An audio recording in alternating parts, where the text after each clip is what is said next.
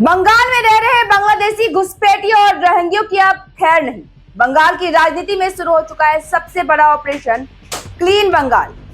भाजपा सरकार बनते ही मुख्यमंत्री शुवेंदु अधिकारी ने अवैध बांग्लादेशी घुसपैठियों और रोहिंग्यों के खिलाफ छेड़ दिया है सीधा अभियान, डिटेक्ट करो, डिलीट करो और डिपोर्ट करो। यानी अब बंगाल में अवैध तरीके से रहने वालों के खिलाफ सख्त कार्रवाई का दावा किया जा रहा है। सीमा पर कांटा तार, हर जिले में हिरासत केंद्र, पुलिस और बीएसएफ को खुली छूट और पूरे बंगाल में मचा हुआ है जबरदस्त सियासी तूफान। भाजपा का आरोप है कि पिछले कई सालों में तुष्टीकरण की राजनीति के कारण बंगाल में बड़े पैमाने पर बांग्लादेशी घुसपैठ बढ़ी, जिससे कई जिलों में डेमोग्राफी बदल गई। तो क्या बंगाल में अब शुरू हो चुका है सबसे बड़ा घुसपैठ विरोधी अभियान? क्या बदलने वाली है बंगाल की राजनीति और जनसंख्या की तस्वीर? और आखिर क्यों बांग्लादेश तक मच गया है हरकंप? नमस्कार दोस्तों, मैं हूं आपके साथ राबिया और आप देख रहे हैं न्यूज़ नाउ।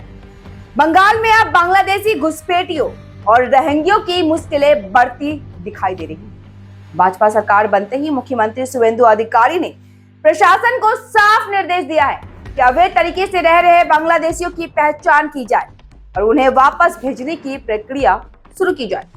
सरकार ने नो टॉलरेंस नीति अपनाते हुए जिले में होल्डिंग सेंटर यानी कि हिरासत केंद्र बनाने का फैसला लिया है। यहाँ उन लोगों को रखा जाएगा जिनके दस्तावेज संदिग्ध पाए जाएंगे। भाजपा का दावा है कि बंगाल में बड़ी संख्या में अवैध बांग्लादेशी घुसपैठिया रह रहे हैं। आइए सुनाते हैं सीएम शुवेंदु अधिकारी ने क्या कहा। बॉर्डर के सुरक्षित करा, अभारतीयদের दरजा देखिए दा, घुसपैठिया हटाओ,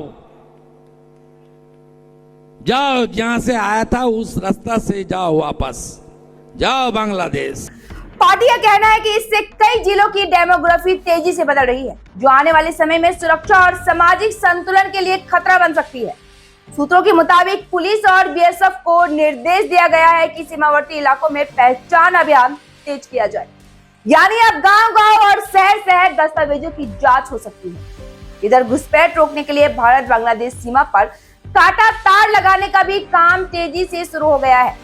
बताया जा रहा है कि केंद्र सरकार 6000 किलोमीटर लंबी सीमा पर स्मार्ट बॉर्डर प्रोजेक्ट लॉन्च करने जा रही है, जिसमें हाईटेक निगरानी सिस्टम लगाए जाएंगे। सरकार को डिटेक्ट, डिलीट और डिपोर्ट नीति को लेकर अब बांग्लादेश में भी हलचल बढ़ गई है।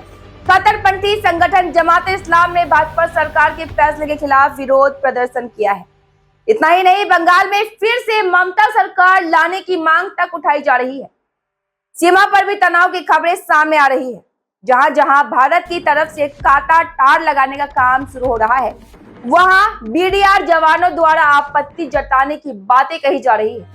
भाजपा नेताओं का कहना है कि 1971 में बांग्लादेश बनने के बाद से ही अवैध घुसपैठ भारत के लिए बड़ा मुद्दा रहा है। खासकर पश्चिम बंगाल, असम और त्रिपुरा जैसे राज्यों में इसका असर ज्यादा देखा गया। भाजपा लगातार आरोप लगाती रही है कि पिछले 15 सालों में बंगाल की राजनीति में मुस्लिम तुष्टीकरण बढ़ा, जिसके कारण कट्टरपंथी संगठनों का नेटवर्क मजबूत हुआ। पार्टी का दावा है कि इस वजह से 2026 के चुनाव में हिंदू वोटरों ने एकजुट होकर भाजपा को भारी बहुमत दिया।